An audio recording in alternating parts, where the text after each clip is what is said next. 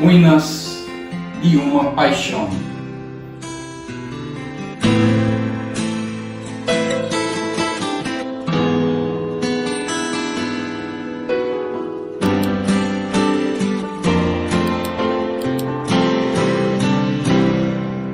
Nessa paisagem triste que agora venho, destacava-se um frondoso cajueiro.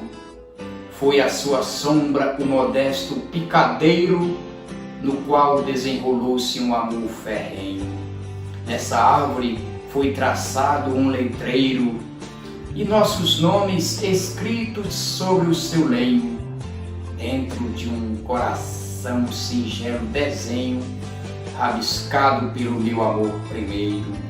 A árvore não teve culpa em nada, mas foi vítima de violentas machadadas só porque simbolizava recordação. Agora vejo que nessa paisagem triste, no lugar de uma sombra, agora existe um tronco morto estendido ao chão.